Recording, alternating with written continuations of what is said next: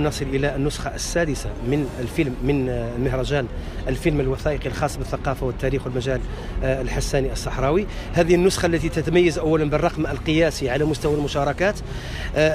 هناك الكثيرون لا يعلمون أن كانت هناك 48 فيلما كانت ستعرض، لكن تم اختيار 24 فيلم نتيجة لأنها لم تشارك قط في أي مسابقة من قبل، وهي لأول مرة ستعرض، وكان شرف لهذا المهرجان بأنه يعرضها لأول مرة، في حين أن البانوراما التي الآن فيها تقريبا حوالي 12 فيلما قد شاركت في مجموعة من المهرجانات سواء على المستوى الوطني أو على المستوى الدولي. اثنين منها تقريبا، اثنين أو ثلاثة، واحد فاز بجائزة الأقصر، والآخر فاز بجائزة التنويه في قرطاج، والآخر الثالث فاز بجائزة في الهند، في مهرجان خاص بالفيلم الوثائقي بالهند.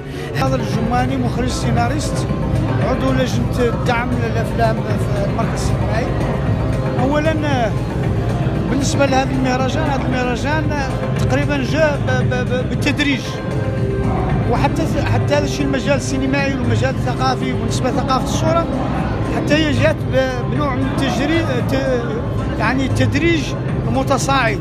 كان تقريبا قبل 2004 قبل قناة العيون ما كانش عندنا يعني واحد الوعاء للصورة.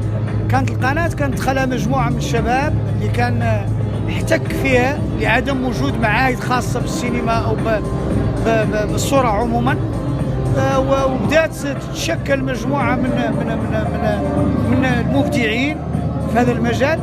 من بعد 2015 تم تاسيس هذا الصندوق الخاص بالصحراء، الخاص بالتاريخ والثقافه والمجال الحساني. الفيلم بيت الشعر اللي مشارك هذه السنه في الدور السادس للفيلم الوثائقي بالعيون، وكذلك مخرجه ومنتجه للفيلم سنابك الخيل اللي مشارك ضمن بانوراما الافلام الوثائقيه.